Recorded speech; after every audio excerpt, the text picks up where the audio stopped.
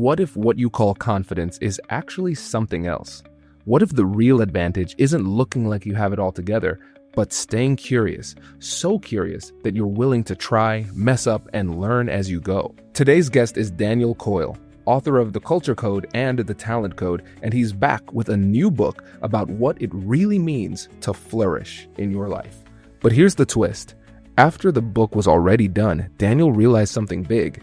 This isn't just about personal happiness or finding your purpose. It's about community, because real growth doesn't happen alone. It happens with other people. So in this episode, we talk about being yourself, leaning into what makes you different, why life can feel so isolating right now, and why community might be the missing piece. And most importantly, how we can take what he's learned and put it into practice in our lives to build the communities and the relationships that will lead us to flourish in our lives. Let's get into it. A cool place for us to start talking about the book would be the subheading change, because that very few people make that type of change, because it's a significant change after the book comes out. So let's just start there, because I think that's an interesting story. I know, it's been cool. Like there's you may be familiar with this already, but there's this, we think of books as these fixed objects, right? Like they're kind of like, there it is, it's printed. And I've never yelled, "Stop the presses," as much as that's a fun thing for journalists to yell, "Stop the presses," right? I've dreamed of that. But I've never gotten to do it. And, in 9 books and a lot of magazine articles that I've written, I've never said "stop the presses." But this time, the book started coming in the world. I started doing some podcasts before it came out. And in those podcasts, like I was getting this signal back, what people were craving, what people wanted to talk about. And that made me realize that we had gotten the subtitle wrong. We had written the subtitle that said, "The Art of Building Meaning, Joy, and Fulfillment." Accurate enough. Building meaning, joy, and fulfillment. Everybody wants that. It's a little generic, maybe. If as we said, excellence is a function of uniqueness. It's not the most unique subtitle I've ever heard. But the feeling we were getting back from people is that what they wanted to talk about and what they were craving in their lives right now, what they're craving in their workplace, was community. Like, and every single story in the book, when you reflect on it, when you really look at the framework of flourishing, what flourishing is, it's joyful, meaningful growth shared. That's the scientific definition of flourishing. Joyful, meaningful growth shared. Nobody can do it alone. It depends. It is resting on this fact that it only happens in community. And every single story that I tell in the book, whether it's that little town in Vermont that produces all these Olympians and they go back there to live afterwards, or whether it's this tiny deli in Michigan that grows into this giant $90 million community of businesses, or, whether it's this baseball team that I happen to work for who's got the least money, but kind of has some of the most success. All these stories of growth and joyful, meaningful growth and flourishing, they happen in community. And so we decided, I got to yell, "Stop the presses." And so some of the early books will have one subtitle, which is going to be accurate enough. But later on is the new subtitle is "The Transformative Power of Creating Community." And that's the transformative power that I saw over and over again. So it was fun. And I think it speaks to the way that books they're not these fixed things. They're these living conversations that we get to have with readers, and conversations just like this one, where the conversation changes us and the conversation takes us to a different spot. And that's what I got to live with this subtitle. We got to a different spot. I think it's a better spot. Brilliant. So many things I want to explore.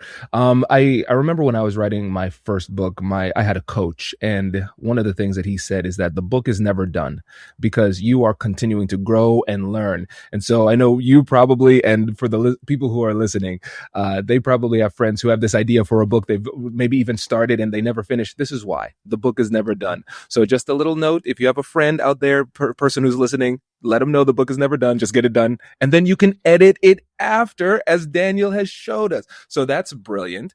And I think the other thing too is when it comes to the concept of flourishing, I've never heard this definition before, but it's brilliant. The joyful, meaningful growth, but shared with other people. And I think that I want to get your perspective on this as to why this is resonating so much and why you were getting that type of feedback that reoriented your focus when it came to the subheading to community. What do you think has shifted culturally that is making people want to crave community in ways they might not have done before?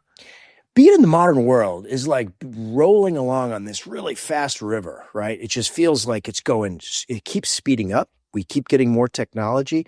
We keep, we know we're living in an area called late capitalism, right? Capitalism has kind of evolved, but also I think we're living in what might be like late individualism. I think we're realizing the limit of treating ourselves as these isolated islands. Like technology loves to isolate you, and capitalism loves to isolate you because that's the way they can sell to you, right? They love to treat you as if you're not connected to anything. Self-improvement, right? That billions and billions of dollars are spent on self-improvement. And I think we kind of got the pronouns wrong.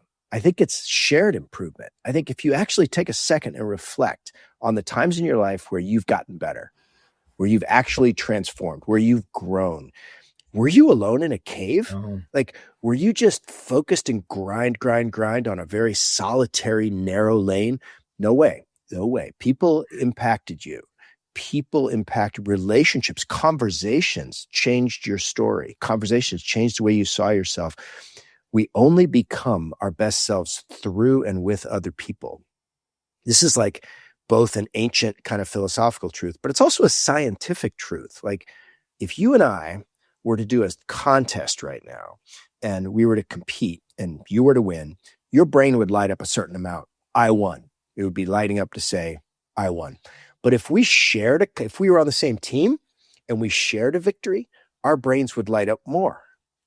Like, we're wired for shared success. If you separate mothers from their babies, it's not good, right?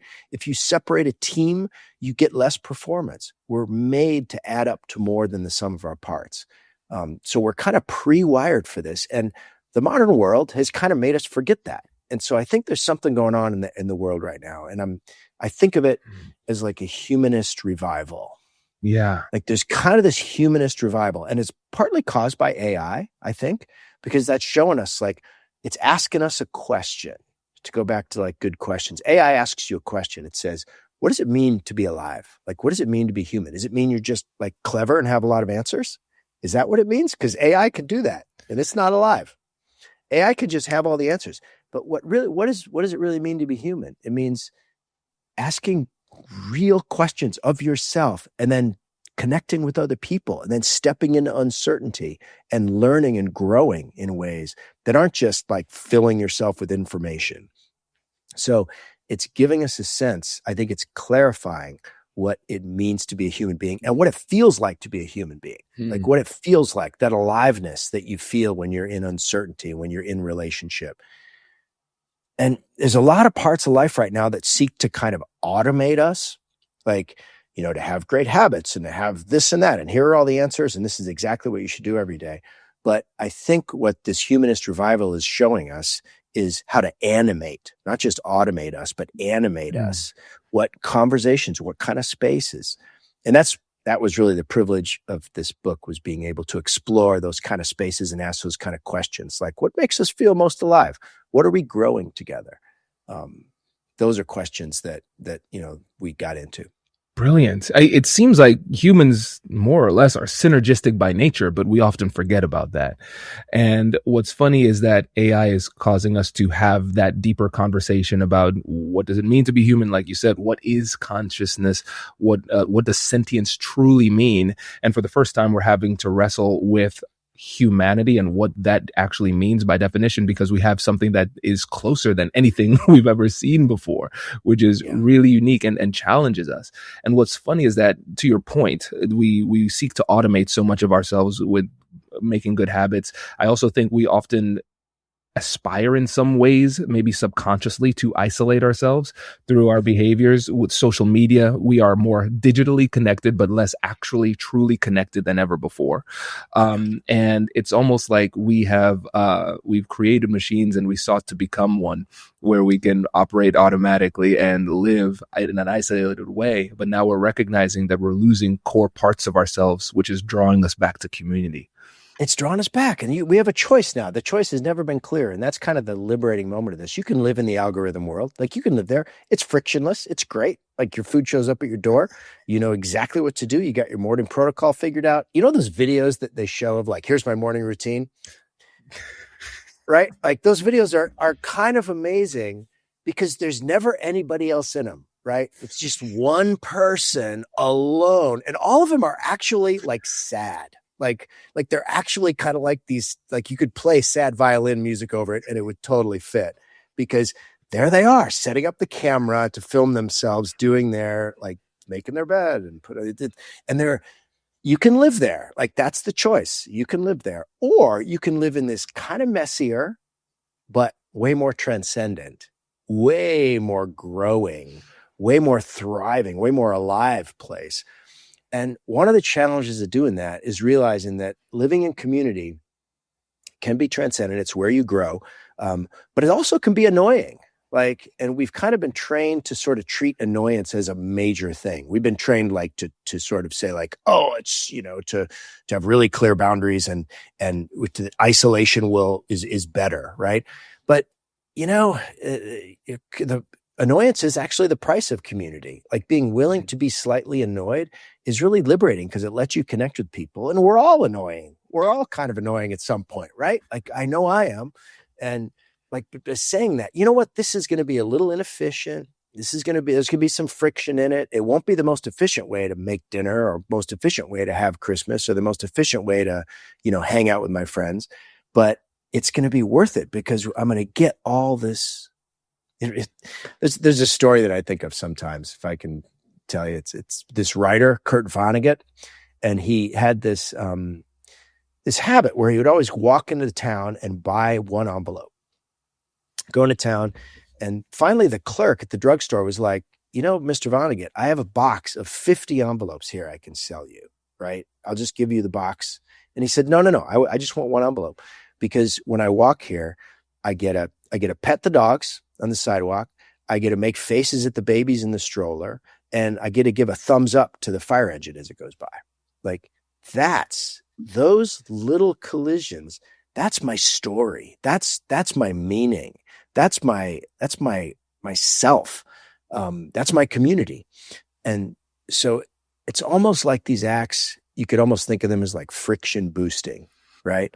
I'm going to accept a little annoyance. I'm going to boost a little friction. And that's the price of creating community. First of all, that story is beautiful. And it also helps us to realize just how far away we have gone from our core humanity. And the thing is, when I think about the word efficiency and optimization, these are things that are thrown around in the business world and the personal development space. And then I start to recognize this pattern with high performers. Oftentimes they say it's lonely at the top, and they say it's an isolated experience. Even though they're constantly surrounded by people, they are feeling lonely. And what I'm recognizing is that part of this is almost by design, where they have to isolate themselves in order to achieve that level of optimization. So a high performer looks at that isolated person doing their morning routine just completely alone. They're like, that is the height of perfect efficiency. And I'm wondering, do you see an interesting kind of correlation between whether or not somebody's a high performer and how much they can subconsciously drift away from community? Mm-hmm. Yeah, no, big time. The mountaintops of performance are filled with people who feel a little isolated at times. But there's a cure. I mean, this is the good news, that the sort of both are possible. And it's built on understanding that those moments of community are a lot closer than we think, that it doesn't take much. It's not like a transformation to go from the isolated performer to be a member of a community. And it reminds me of a story. I'm out here at spring training with the Cleveland Guardians, and a year or so ago, 2 years ago, we were interviewing Spot for a new manager.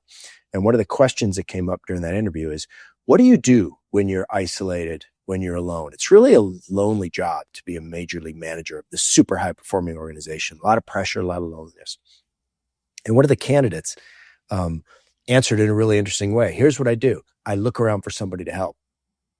When I am most isolated, I'm feeling most in my feelings and I'm feeling like the world's against me, I look around I want to help the clubhouse guy pick up the towels, or I'm going to help this kid with his swing, or help somebody find their equipment. I look around for somebody to help. And that moment of like turning toward community when you feel isolated, turning toward finding a role of service, ends up being an incredibly powerful reflex. And so these two things exist kind of in healthy tension, I think, with high performers. This idea that I need to have my routine. I need to work on me. I need to have my skill set because that's the real world. I'm judged in that. But at these certain moments, I need to realize that I am not alone. I am connected to people. I am of service. I am part of this larger team. And finding those spaces where that team can authentically come together and self-navigate and figure out who they are and explore those core questions of what we're about. What do we stand for? Who do we want to be? End up being the place where you really balance this high performer, but also part of a larger high performing team.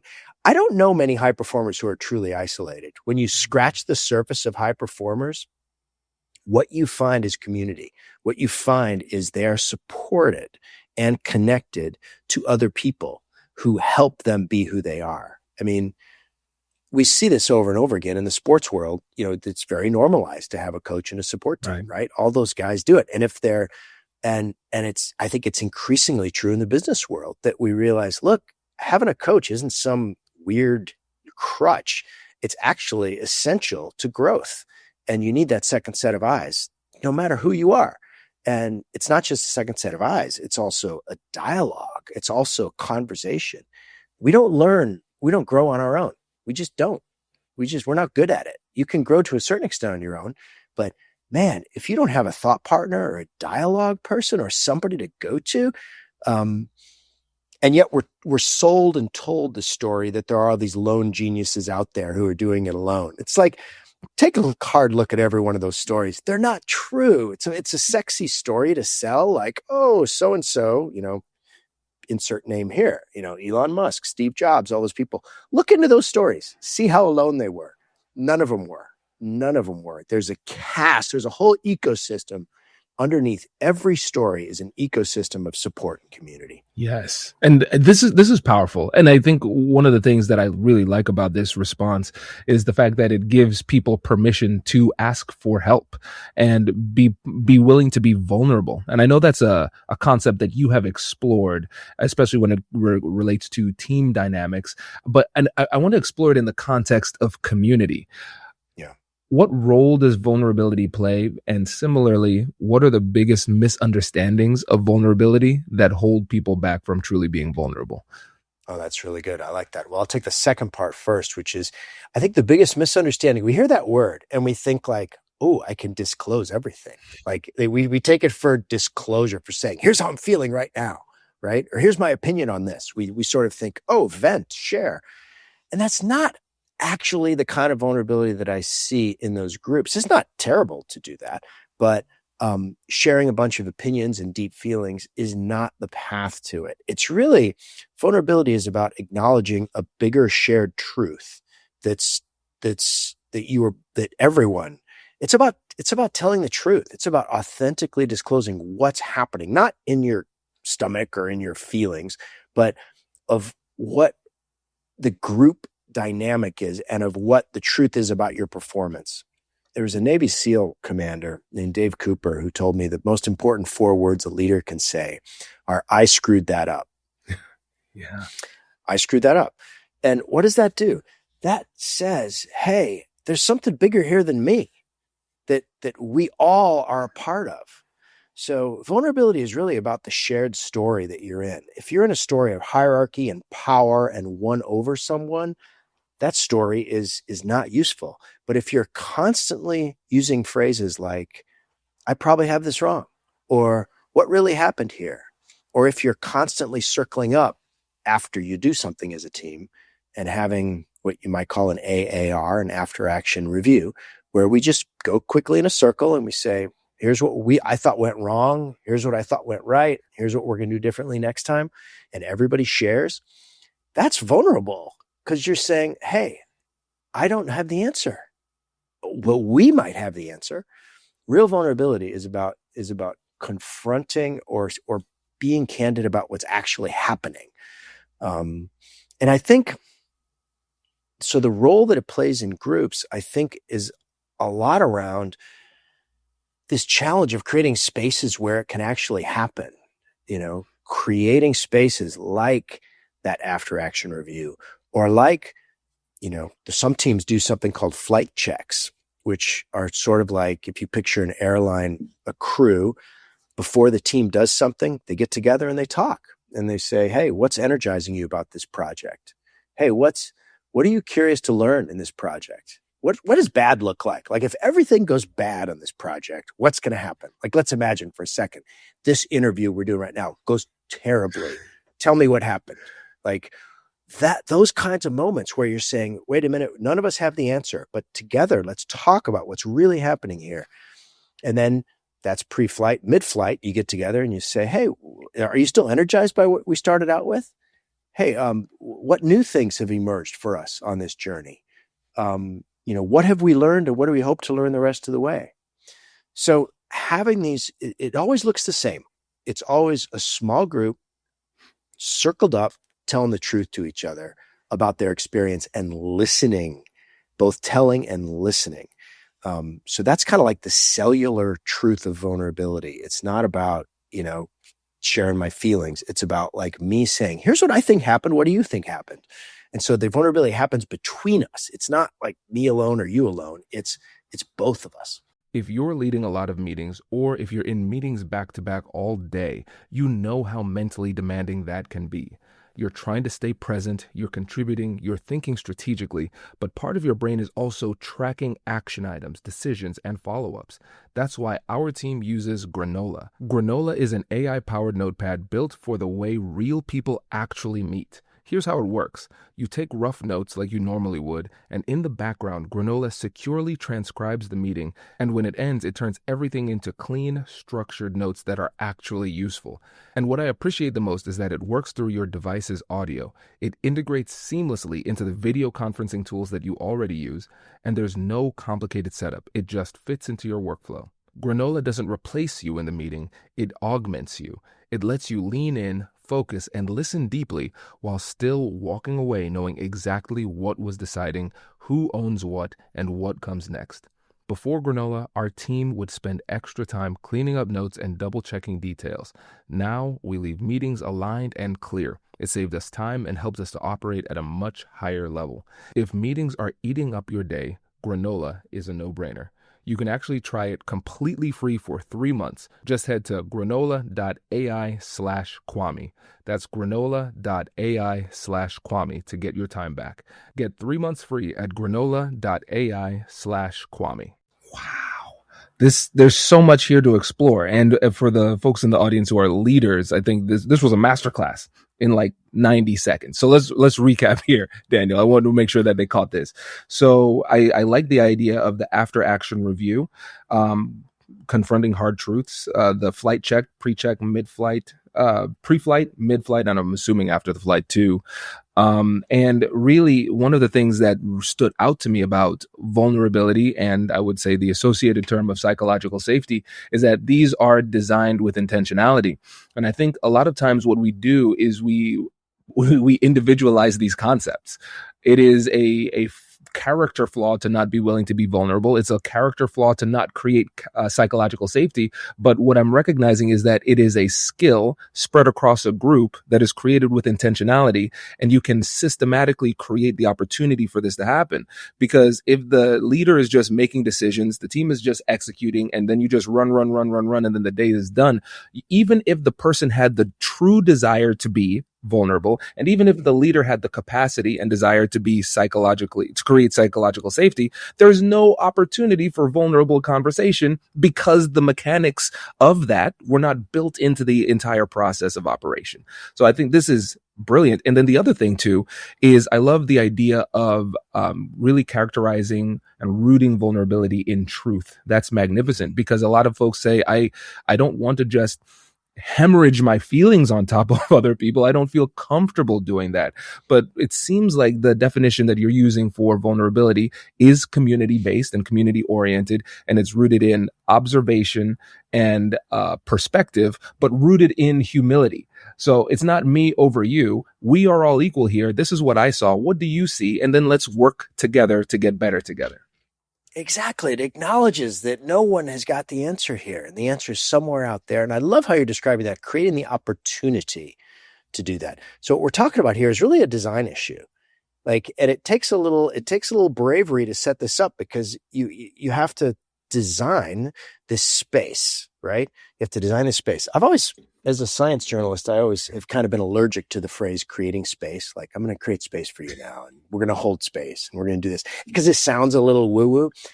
I think I'm wrong. Like, just to be clear, I think creating space is real. And it happens when a leader circles his people up and say, hey, I don't think that went well. What do you think? And then there's an awkward pause, right? That's as a leader, we get allergic to those situations, like to actually say, I screwed that up, like Dave Cooper, one of the greatest leaders of all time, by the way, the guy who helped capture bin Laden. He's saying one of the most important 4 words a leader can say are, I screwed that up. For a leader to actually say that and have that silence and say, and to normalize, we're going to go around and the least powerful people are going to talk and say what they thought was bad and good and what we're going to do differently next time. It requires a stomach. It requires a willingness. But the good news is that if you do it a bunch, just like every painful thing, just like every physical workout you've ever done, you get good at it, and you start to kind of like it, and you start to kind of crave it, because every time you do something, it's complex. You don't know what's going to come out of it. All kinds of perspectives are in that room. And it's your job as a leader to create space where those can be surfaced, illuminated, and you can learn from them. You can learn from them. If you don't learn from them, you're walking past this great opportunity.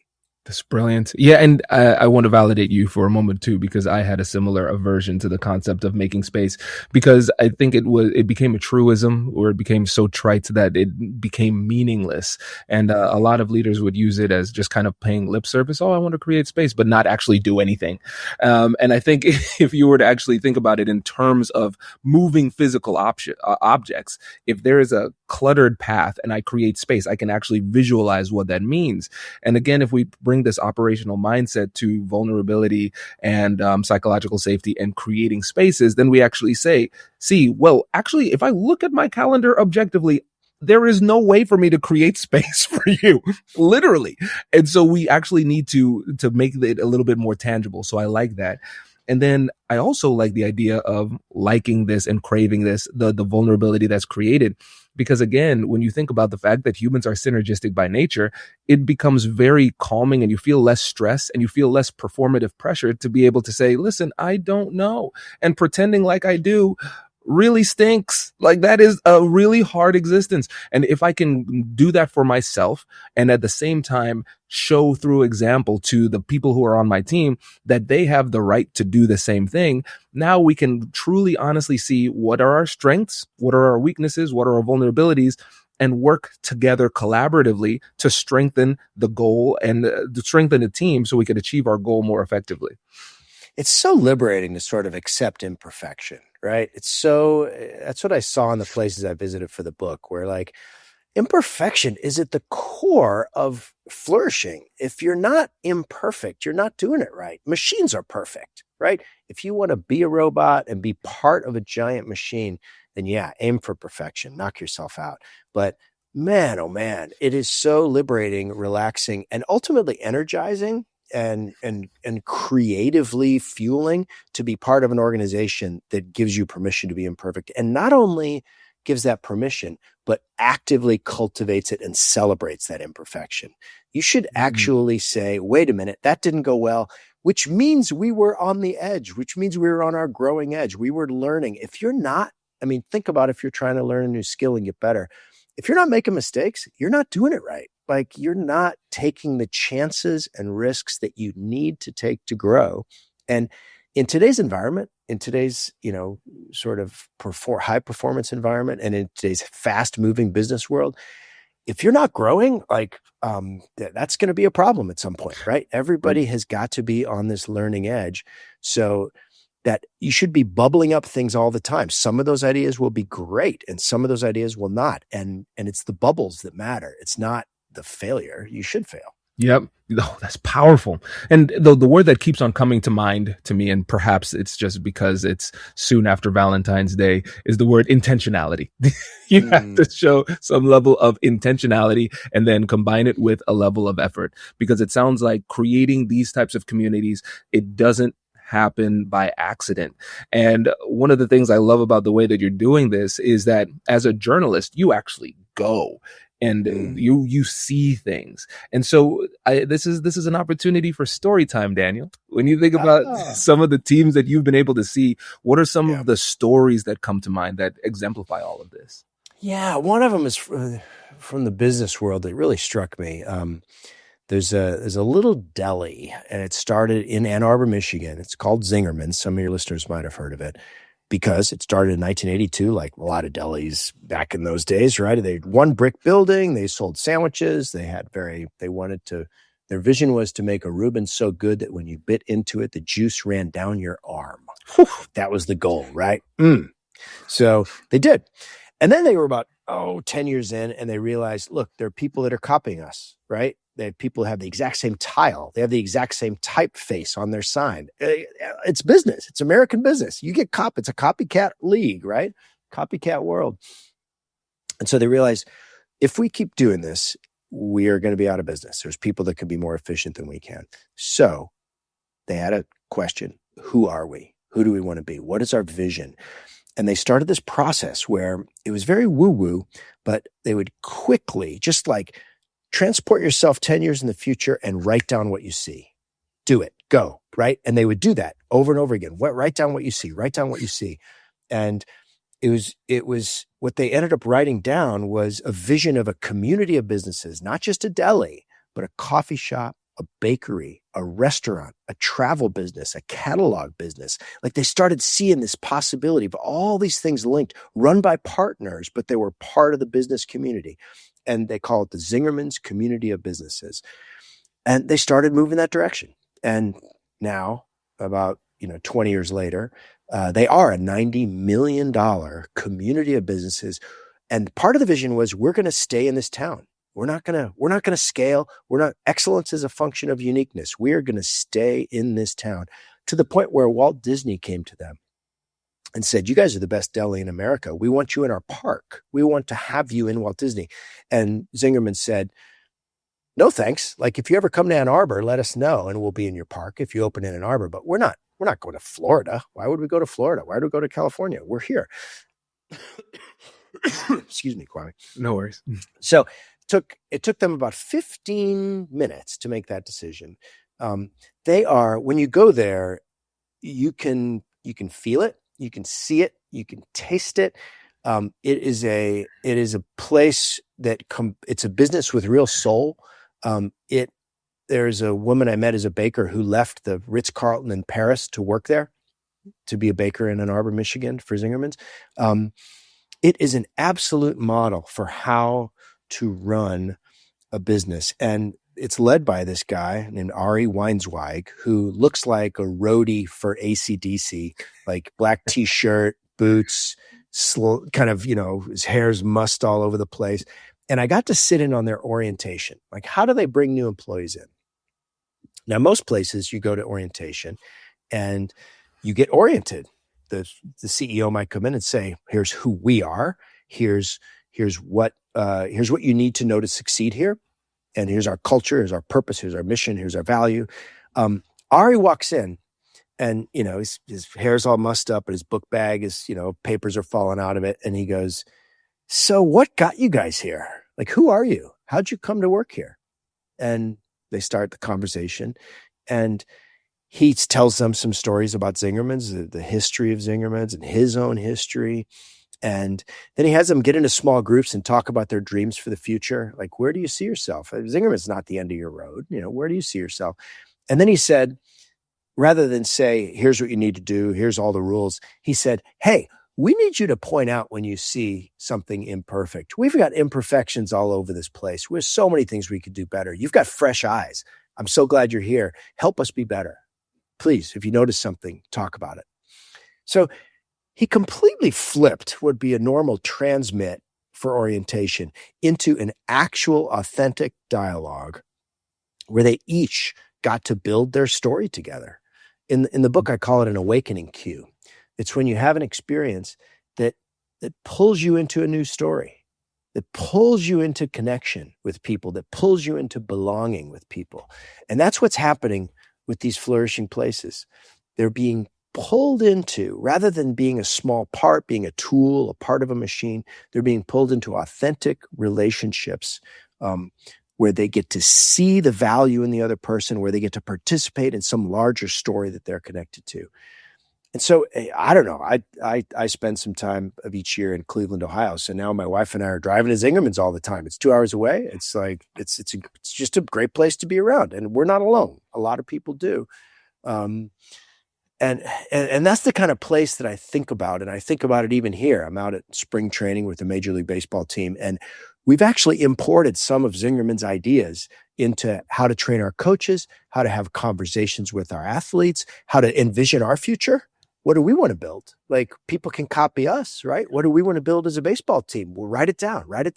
So some of these concepts are not, they're not specific to business, and they're certainly not specific to delis, but they're kind of universal ways of how do we create our story? How do we create authentic dialogue? How do we create spaces, to go back to that, how to create spaces where people can authentically connect and be part of a bigger story together? I love this story. And the thing that keeps on coming up to me is authenticity.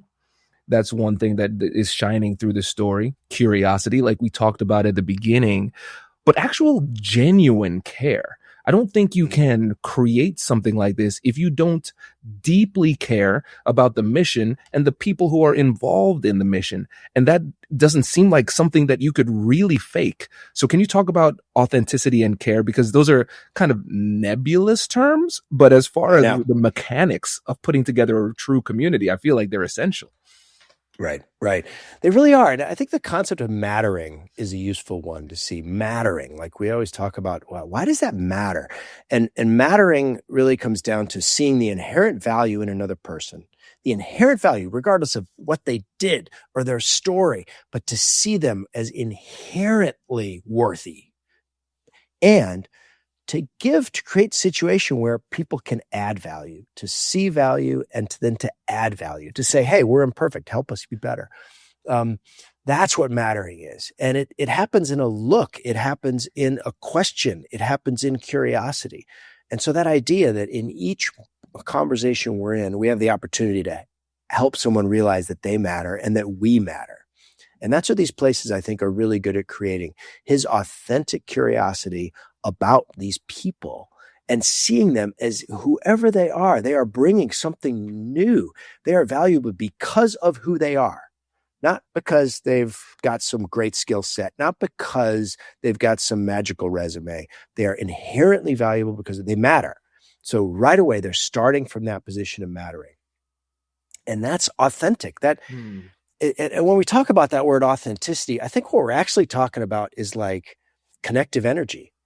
It's like authenticity isn't actually about, we think authenticity like it's some special coin, right? Some signature pattern that you have that nobody else has. That's not actually what it's about. Authenticity is about a moment, right? It's about creating a moment where people can feel authentically connected. The authenticity isn't in you and it isn't in them. It is in the moment that you create by showing that you see the inherent value in someone and that you see something bigger that you're all connected to and all contributing to at that moment. That's what authenticity is. It goes back, there's this quote from, I think it's from Joseph Campbell. He says, people think that they want to find the meaning to life as if it's some secret that they can write down, like the meaning to life is this. But what people are actually after is the feeling of being alive. That's the meaning of life. The meaning of life is the feeling of being alive. The meaning of life isn't some like fortune cookie thing, you know. You don't climb the mountain to get it. It's the mountain climb. It's the feeling of the mountain climb. So that's when these people are creating authenticity. What they're creating is an authentic moment, that where it's saying the authenticity of it is, wait a minute, I am being seen and heard and valued. Like that's authenticity. And that's what they're so good at building in each of these steps, as they're that visioning where they're saying, who do we want to be? That's a moment of authenticity, right? Mm. And that in that orientation, that all the questions that he asked, all the stories that he shared with them. And they do another thing in their training that I think is unique, and I think people might find it useful. They have what they call their training agreement, which is, if I'm being trained by you at Zingerman's, typical training thing would be like, I'm the student, you're the trainer, train me. You're transmitting, I'm receiving. They don't do that. They create authenticity. What they do is they say, here's the training agreement. The trainer agrees to set expectations and provide tools. And the trainee agrees to be responsible for the effectiveness of the training. My job is to be responsible for the effectiveness of the training. So if it's not working, my job is to say, hey, I don't get it. And my job is to raise my hand. I'm responsible for the effectiveness of the training. I need more tools, Kwame. You didn't set expectations. It turns what would be a normal, like transmit, like I'm just going to be obedient and do whatever you say, to an actual authentic moment where I have value and you have value, and we're figuring out this together because I'm responsible for the effectiveness of the training. I need to step up. So that's another thing where they're creating this space where it's not tilted. It's not just sort of downhill transmit. I'm going to learn and now I'll have it. It's no, I'm a partner in this. This is real. All these moments are authentic. Wow. One of the things that's really interesting about this, I mean, everything that I feel like this is going to be a training for A&I going forward. This is so good. When I think about authenticity, what you said about authenticity, it seems as though one of the elements of authenticity that isn't fully appreciated is the fact that authenticity, it cannot exist within a vacuum. It's a concept that is communal by nature. I don't really analyze my own authenticity. It is something that's analyzed by other people. That's the first thing. And we don't often look at people who we deem to be bad as authentic. So it seems like there's a nexus between authenticity, community, and care. And the more self-interested you are perceived to be, the less authentic you are perceived to be as well. And so it seems like all of this is rooted in caring about the community. And maybe how many of these concepts are related to caring about the community? Because I feel now vulnerability, psychological safety, authenticity, all of these core concepts really are natural byproducts of caring about a community. I love that. Well, and I couldn't agree more. I mean, these things do not exist in isolation. We've been kind of taught that so much exists in isolation. But as Ari, who's the head of Zingerman's, likes to say, he says, love is a natural byproduct of a healthy ecosystem. Like when you have healthy human beings doing this kind of stuff, when you actually have a healthy community that is creating moments of authenticity, of dialogue, of partnership, of curiosity, of uncertainty that you're navigating together, of safety, what you end up doing is like you're kind of creating conditions for people to just do this really illogical thing, which is to really, really like each other. Like they cannot help it. If you think about the people with which you have these experiences that we're describing, you're crazy about them. Like you really, really like people that do this with.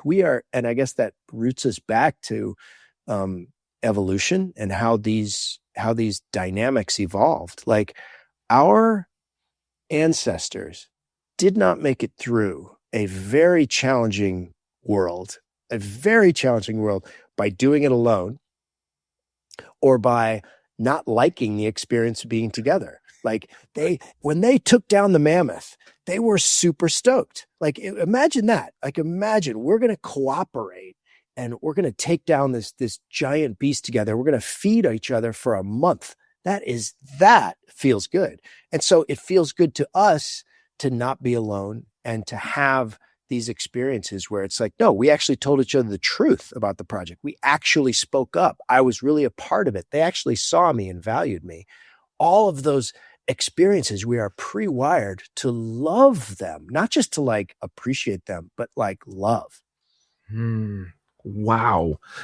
This is a paradigm shift for me. Paradigm shift with so much of this. And one of the words that comes to mind for me is tribalism, which is often used as a negative term. And I'm sure it plays a role in community. But it's one of those terms that has negative connotations. That's what we usually focus on. But we often overlook the positive elements of tribalism. And so what role does the concept of tribalism play in your version of community? Yeah, I think it does. I think there is this positive role. I think what we have, right now with this incredible polarization that we're going through is you can ultimately see at the a tribe can either be about care or it can be about domination, right? We have this sort of either connective or controlling way. And so there's some tribalism that I think seeks to dominate and seeks to eliminate voice and seeks to eliminate agency and seeks to control things. I don't think that's a great version of tribalism. But if we're talking about a healthy tribalism, if we're talking about a healthy sense of identity, that's what I saw in these places. People felt super connected at an identity level with working at a place like Zingerman's, or at its best working for a team like the Guardians, or they feel that deep connection, that care, that unreasonable, illogical love for their fellow mates, that sort of feeling. So yeah, there's a good side, and it can flip into rivalry and domination at times too. So it's not all seashells and balloons, Kwame. It's not like, oh, everybody just lives this happy thing. It's like, no, you're still navigating a complex, difficult, challenging world. And especially, the thing that complicates our lives is that there's a, multi-trillion-dollar industry that's kind of designed to keep us isolated and staring at screens and ticked off. That's how it makes money. So our ancestors did not have to navigate that. We do. And so I think as we move toward what I kind of hope is this, little bit of a humanist revival, or at least an awareness of what it's like to live in the algorithm world versus the real world, we can move toward the healthier types of tribalism.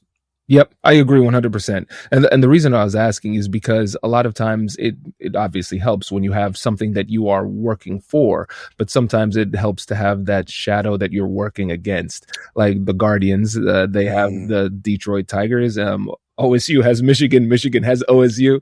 And it's one of those things that keeps us together by creating a common enemy. And I'm wondering if there's a positive way for us to leverage that within our groups to create an enemy that is not an actual human or actual entity in real life, but maybe a concept. So for instance, Katzingers, fun fact, Katzingers is in Columbus, Ohio. Oh, no way. Oh, yes, nice. Zingerman's.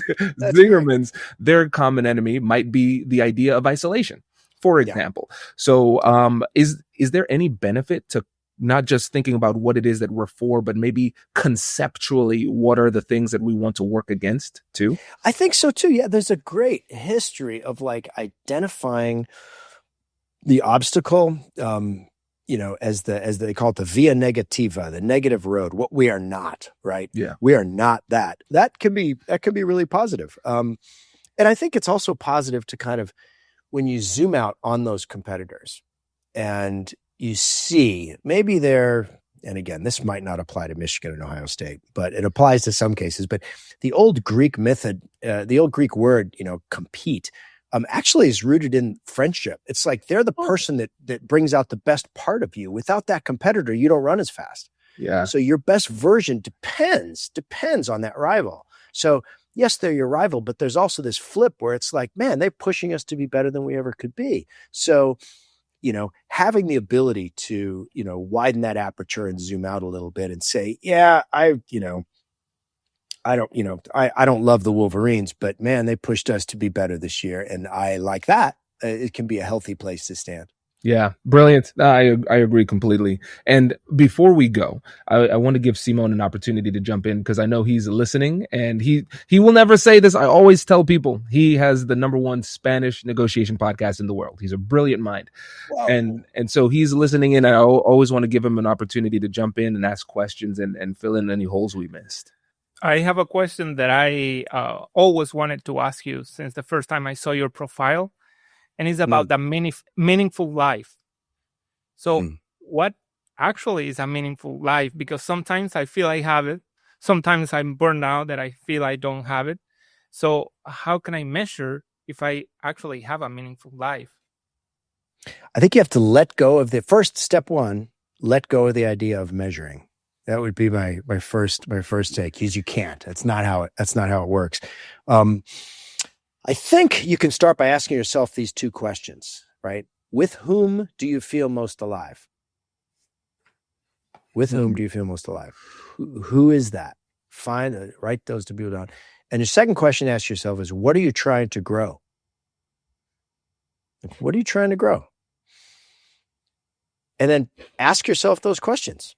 That's where this starts. That's the mystery that I think will lead to the kinds of experiences that are meaningful. If you can answer those questions, actually not even answer them, just explore those questions every day. You don't need to answer them. There aren't any answers to them.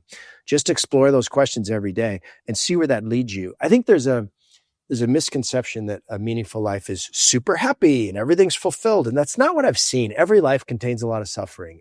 We can't avoid that. That is part of the deal. Every life contains a lot of broken dreams. Every life contains a lot of joy, I think. Every life contains a lot of twists and turns that you don't expect, a lot of surprise. So looking for a rich life, the scientists would call that psychologically rich life, ends up being better than sort of looking to climb the mountain of happiness and fulfillment. Because those mountains, once you get to the top of the mountain, all you see are more mountains. You don't ever get to the top of that. But if you start to explore the whole landscape and all the valleys, what you find is that the journey, it's such a cliche, the journey is the destination, but that cliche happens to be true. And those questions lead you toward more presence and more ability to notice pathways that you might want to walk. And that walk in those pathways is what it's all about. I mean, with the way that you answered this question, it's almost like you wrote a book on flourishing or something. That's crazy. Nobody would write a book like this. Isn't that wild? No, Daniel, this is exceptional. I've taken so many notes. I really appreciate this. And before you go, I want you to shout out your book and how people can work with you and connect with you. But I also want you to answer this question. What do you think changes if, hypothetically, everybody in the world were to read this book and actually put what they learned into practice? What would change in the world? I think it would be a subtle change. It's like, this isn't some big heavy lift. I think it would be just like, there would be, when it'd be the same thing that we have whenever we have community, which is, there's a more sense of surprise. It's a little messier, I think, in a good way. The world would get a little messier in a good way. I think there'd be a little more joy, a little more freedom. When you walk out on the street now, you see a lot of things that sort of look like robotic responses and behaviors. And I think there'd be a sense of effervescence, maybe, of freedom. But I think the good news is that wouldn't feel like a big transformation. It would just feel like a gentle rechanneling of the energy we've got, right? It's not like you have to transform yourself to do this. It's just like these little moments where you stop and think about, wait a minute, who do I feel alive with? Let's do more of that. Let's do a little more of this. Let's do a little more of that. So subtle but profound changes. And that's how my life has changed a little bit. I'm still the same grumpy, dude that I've always been. But I'm just a little more attentive to stuff that's in my peripheral vision and say, oh, wait a minute, I'm going to take a second. I'm going to explore that a little bit. I'm going to explore this a little bit. And that just raises the whole level and makes stuff richer and more fun. Brilliant. That's a great answer. And I think also it is an empowering answer as well, because we covered some heavy hitting topics today, but we've done it in a way where it's doable. There's no excuse for anybody to not leave this podcast knowing how they can just make these little subtle tweaks to feel more flourishing and happiness in their own life, but also build community with intentionality. So Daniel, I appreciate you coming on the show, and I appreciate you taking the time to write this book number 9. Right? That's right. Well, thank you. It's been a really fun conversation. You're great at this. So thanks for having me. I appreciate it, Kwame.